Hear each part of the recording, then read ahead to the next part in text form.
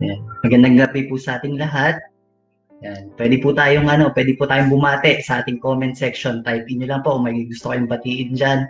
May gusto po kayong itag, may gusto po kayong i-sharean po ng ating midweek service.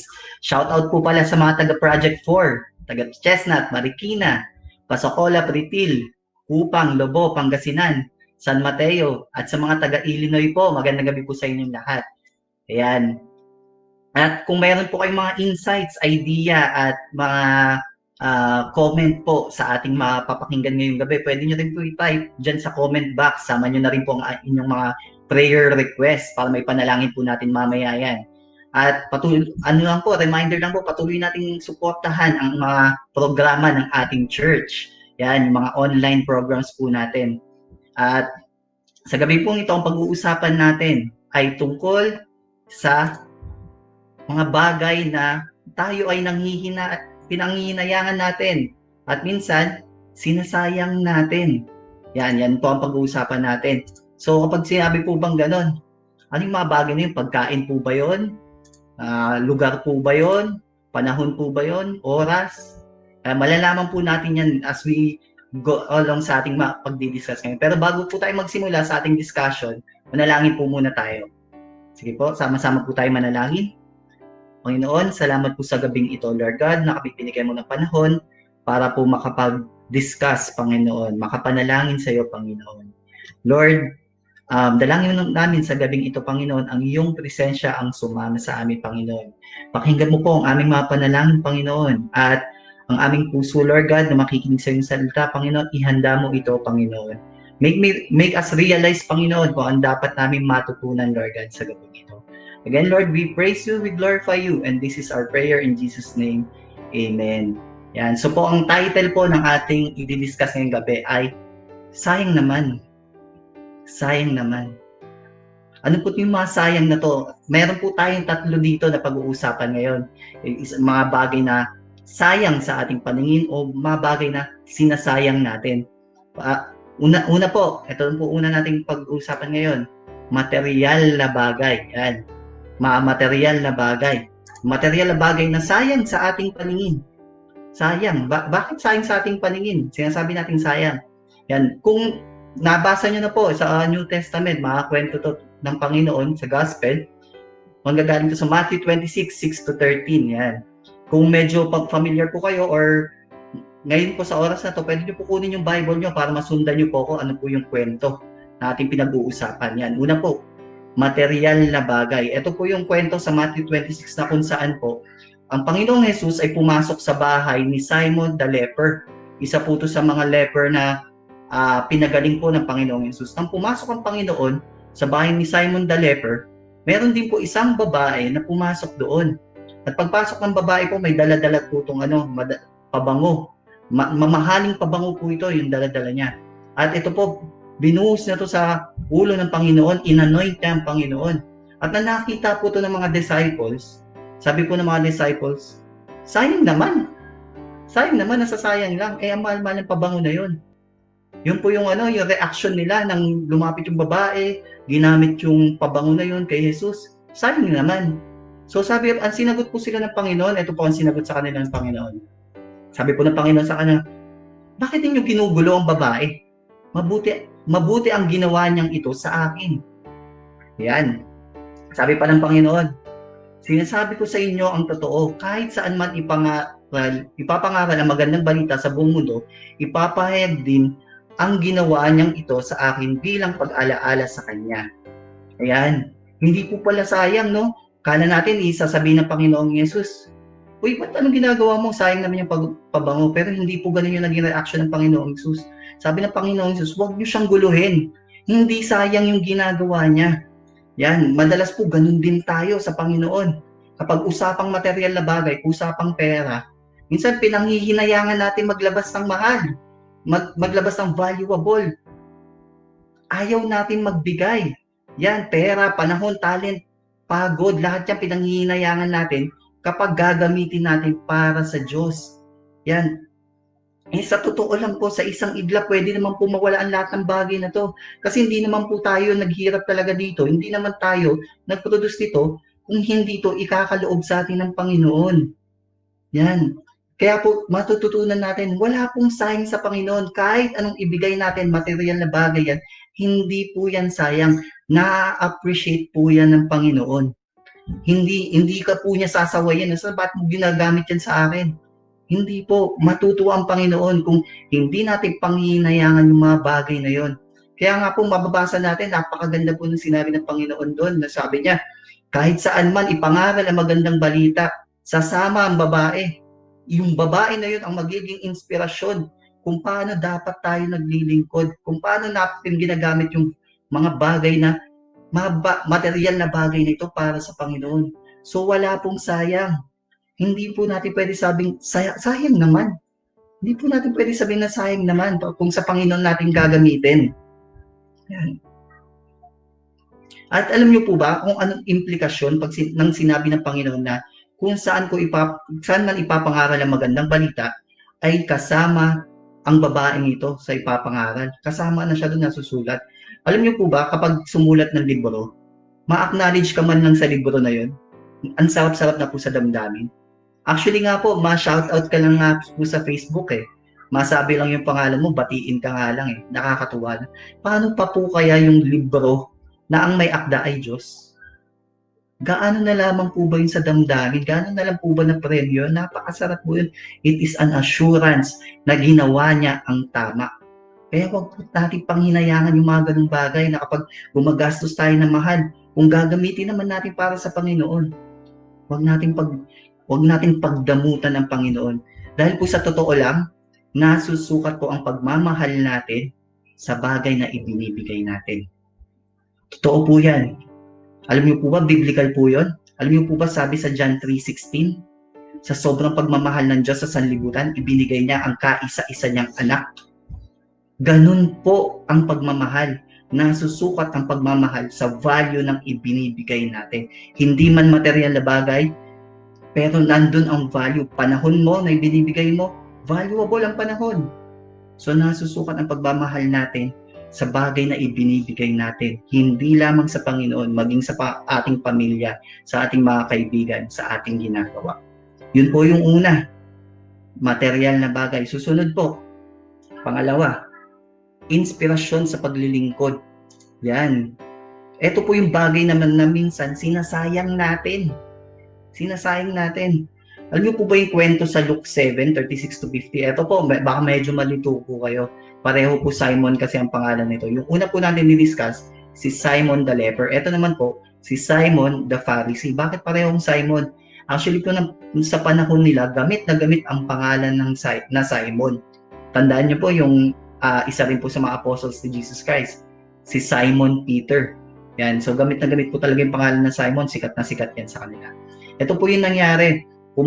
Bali po tumuloy si Jesus sa bahay ni Simon the Pharisee. At pagtuloy na Jesus sa bahay ni Simon the Pharisee, may sumunod po sa kanya na babae.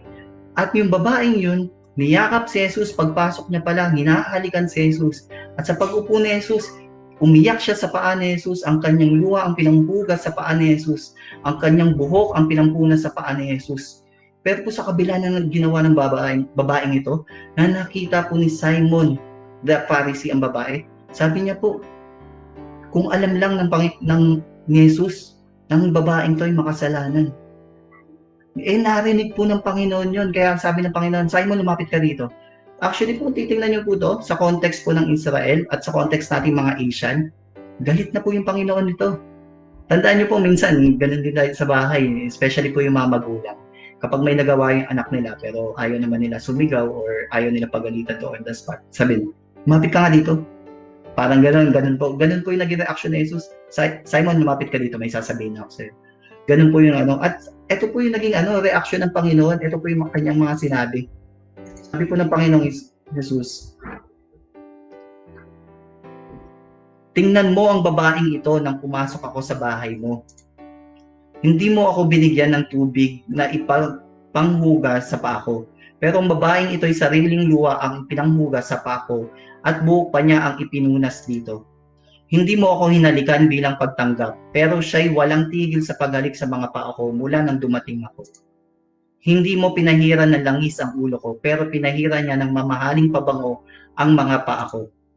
Kaya sinasabi ko sa iyo, na ang malaking pagmamahal na ipinakita niya sa akin ay nagpapatunay na pinatawad na ang marami niyang kasalanan. Pero ang taong kaunti lang ang kasalanang pinatawad ay kaunti rin ang pinakitang pagmamahal. Yun po yung naging reaction ng Panginoon. Baka po isipin natin, napaka-sensual naman po ng ng pagpasok ng Jesus, pinag-aaligan na siya ng babae. Sa context po ng culture ng Israel, normal po to. Kahit po lalaki, humahalik po sa kapwa lalaki, kapag nandun po yung pag-welcome, ito po yung ito po yung gestures nila, na kapag talagang gustong-gusto mo yung tumuloy sa'yo, talagang niyayakap po nila, hinahalikan po nila sa pisngi. Ganun po yung pag-welcome sa kanila. So wala pong masama dito sa ginawa ng babae. Pero po sa Pilipinas, huwag nyo pong gagawin yan, lalo na kapag kasama yung asawa. Sigurado away po yan. Yan. Ayun po yung naging reaction ng Panginoong Jesus. Kasi pagpasok niya, hindi siya winelcome. At maliban na lang po na hindi siya winelcome na maayos ni Simon the Pharisee, nandito rin po yung pagiging judgmental ni Simon. Napaka-judgmental niya po. Alam niyo po, madalas ito mangyari. Merong tao na gusto maglingkod sa ministry, or naglilingkod sa ministry, tapos bigay todo siya sa ministry. Talagang bigay siya ng best. Every time may gagawin ng taong to, bigay ng best. Alam niyo po, imbis na maging inspirasyon yung taong ito sa atin, alam niyo po, tinatawag pa natin silang Jollibee, Pabibo, Bida-bida. Yan po yung ginagawa natin, tinatawag pa po natin sila. At actually, dapat po hindi tayo maging judgmental. Dapat nga po papurihan pa natin ang Panginoon sa mga buhay ng mga taong ito. Kasi po, tama ang kanilang ginagawa. Wala naman po dapat tayong tinitipid sa Panginoon. Wala naman tayo dapat hino-hold back. Kasi our Lord deserves the best. Deserve niya po yung mga magagandang bagay. Deserve niya yung paglingkuran siya ng best. Dahil ang ating Diyos ay hari. Ang ating Diyos ang nagbibigay sa atin ng lahat-lahat. Kaya po tigilan natin yung pagiging judgmental sa mga taong naglilingkod sa Panginoon, yung nagbibigay ng best po nila. Kasi po, imbis na tayo po ba, ang tanong ko po sa atin, tayo po ba, kamusta yung paglilingkod natin? Baka naman po yung paglilingkod natin, mema lang. May mabigay lang. May magawa lang. May matawid lang. Baka po ganun yung ginagawa natin para sa Panginoon natin. Tandaan po natin, ang pinaglilingkuran po natin, hindi lang basta tao. Ang pinaglilingkuran po natin ay Diyos. Kaya wag po tayong maging mema. Sana po maging inspirasyon po yung mga taong ito para tayo rin po ay magbigay ng best natin para sa Panginoon. Huwag natin sayangin ang mga taong to. Huwag natin sayangin ang inspirasyon na binibigay po nila. Tandaan niyo po, nagagalit ang Panginoon kapag ganun tayo. Hindi na nga natin nabibigay yung best natin. Judgmental pa po tayo. Ano po yung una? Material na bagay. Pangalawa po natin is inspirasyon sa paglilingkod. At ating huli pong pag-uusapan ngayon ay yung taong nais maglingkod. Pero bago po tayo tumungo dyan, gusto ko lang din po emphasize pala dito. Sabi po kasi ng Panginoong Jesus, nagmahal daw yung babae. Nagmahal na lubos.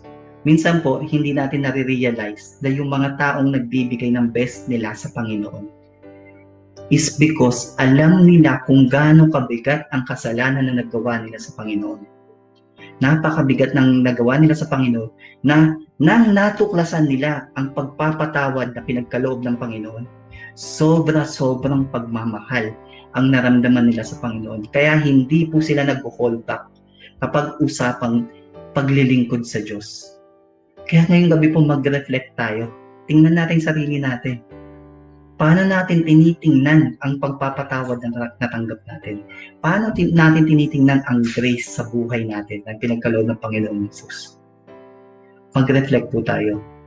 Yun po, punta na tayo sa taong nais paglingkod. Ayan, ito po natatagpuan sa Mark 9:38-41. Ano po yung kwento na to? Ito po yung kwento na na kung saan naglalakad ang Panginoong Jesus, tapos nagtatalo yung mga disciple, kung sino ba yung pinaka the best sa kanila. Sino daw yung first, sino yung pinaka top 1 na disciples. Tapos po, nang sinaway sila ng Panginoon, ito ba naman si John, lumapit sa Panginoon, sabi nila ni John, Teacher, May nakita po kami, nagpapaalis po ng nagkakas ng demons. Pinatigil po namin. Kasi po hindi naman po siya isa sa amin. Hindi naman siya isa sa amin na sumusunod sa iyo. Alam niyo po sinabi ng Panginoon kay John, bakit niya pinahinto? Ano naman kung gumagawa siya ng mighty work sa pangalan ko? Wala namang tao na gumagawa ng mighty work sa pangalan ko ang against sa akin. Kung hindi yan against sa atin, isa yan sa atin. Yan, basahin po natin, no, para mas maliwanag. Sabi po dito ng Panginoon, huwag nyo siyang pagbawalan dahil walang sino mang gumagawa ng himala sa aking pangalan ang magsasalita ng masama laban sa akin. Ang hindi laban sa atin ay kakampi natin. Sinasabi ko sa inyo ang totoo, ang sino mang magbigay sa inyo ng kahit isang basong tubig dahil kayo ay kay Kristo, ay tiyak na makakatanggap ng gantimpala. Ayan. Dating yung sinabi ng Panginoon, kung hindi yan against sa atin, isa yan sa atin. Ayan, minsan, alam niyo po, minsan din nangyayari sa ministry, sa paglilingkod natin, no? Though, alam naman natin po na sa paglilingkod natin sa ministry, hindi sapat po yung puso lang. Dapat po, meron ding skills. Wala pong naglingkod sa Panginoon na puso lang ang dala. Lahat po yan may skills. Dahil po ang skills ay gift din po sa Panginoon. At yung skills po ay dinidevelop pa natin yan. Mas lalo po natin yan hinahasa para mas mapaganda pa po yung paglilingkod natin sa Panginoon. Kailangan po puso plus skills sa paglilingkod. Alam po natin yan, no? Pero sabi po dito, no, yun nga po, no, kapag merong gusto maglingkod sa Panginoon, huwag po natin pipigilan. Hindi po pwede yung tayo-tayo lang. Tayo-tayo lang. Minsan po yan yung nagiging problema natin. Kaya wala pong pumapasok sa ministry. Kasi minsan binabakuran natin. Gusto natin tayo-tayo lang. Sabi po ng Panginoon, huwag niyo silang pigilan. Kung mayroon pong gustong maglingkod sa ministry, hayaan natin maglingkod sa ministry. Kung nakikita natin kulang pa yung skills, i-disciple po natin. Hindi naman po problema yun eh. Pwede naman natin i-disciple eh. Para po mas lalo pang gumaling, lalo pang matuto. Bago natin isabak, pwede naman pong ganun. Pero huwag natin gagawin yung tayo-tayo lang. Kasi po ayaw po ng Panginoon ng ganun. Yung tayo-tayo lang. Ayaw niya po ng binabakuran siya. Huwag natin suluhin yung Panginoon. Huwag po natin sayangin yung mga taong gusto maglingkod. Sayang po eh. Sayang naman. Yung po, no, sum up lang po natin pinag-usapan natin ngayong gabi nito. Ulang-una po yung bagay na nanginayang tayo. Material na bagay. Pangalawa po, inspirasyon sa paglilingkod. Pangatlo po na sinasayang natin taong nais maglingkod. Yan po. Kaya po, no, just to end this, no, if someone wants to give to the Lord, huwag natin i-discourage. At sabihin na sayang. Wala naman pong wala tayong ibinibigay sa Diyos na nasasayang. Ang wag na wag po nating tipirin ang Diyos. Wag natin po pagdamutan ng Diyos dahil po sa Kanya po nang gagaling ang lahat. Pangalawa po, if someone is giving their best sa kanilang paglilingkod sa Diyos, wag natin po silang i-judge. Gawin po natin silang inspirasyon para tayo din po magkaroon din po tayo ng heart to give our best to the Lord. At kung meron po if someone wants to serve the Lord, no, may skills, may heart for ministry, huwag natin pigilan. They are not against us. They are one of us. Huwag natin pagdamot si Lord. Sayang sila. Katulong din natin sila sa pag-build ng kingdom on earth. Sayang naman. Sige po, manalangin po tayo. Kung sa gabi nito, naramdaman nyo po na minsan, nanghihinayang tayo, minsan, sinasayang natin yung mga ganitong bagay. Hilingin po natin sa Panginoon na i-correct po ang puso natin. Sige po, let us pray. Lord God, totoo po yung mga inaral namin, Panginoon. At Lord, humingi po kami, Lord, ng patawad. Minsan, nanghihinayang po kami, Panginoon, na maglabas po ng mga bagay, material na bagay. para ibigay sa iyo, Lord God, magamit sa ministry, sa pagpapalaganap ng gospel. Lord, patawarin mo kami, Lord God. Hinihiling namin, Panginoon, baguhin mong puso namin, Lord. Make us realize, Lord God, kung gaano kalaki ang ibinigay mo, Panginoon, para pagdamutan ka pa namin. And Lord, kung may mga taong nagbibigay rin, Lord God, ng best nila, Lord, patawarin mo kami kung nagiging judgmental kami sa kanila. Lord, turuan mo kami na tingnan sila bilang inspirasyon, Lord God. Nang sa ganun, Lord God, mabago rin yung way namin sa paglilingkod. Gustuin din namin, Lord God, yung best para sa iyo, Panginoon. Katulad, Lord God, ng pagbibigay mo ng iyong anak, na kung saan ito yung best for us, Panginoon. At ganun din, Lord, kung may mga taong nais maglingkod, Lord God, Lord, patawarin mo kami kung pinipigilan namin sila. Sorry, Lord, kasi sabi mo nga, panalangin kami, Lord God, for more laborers, Panginoon. And yet, Lord, pinipigilan namin kapag may mga gusto na maglingkod. Patawad, Panginoon. Lord, tonight, we repent sa mga bagay na to, Panginoon. And Lord, we ask for forgiveness, Lord. Lead us, Lord God, sa paglilingkod sa iyo, Lord God, na kung buhay nga po namin, Panginoon, handa kami ibigay. Paano pa kaya yung mga bagay na to, Panginoon? Again, Lord, salamat, Lord, for your grace. We praise you, we glorify you, and this is our prayer in Jesus' name. Amen. Amen. Amen.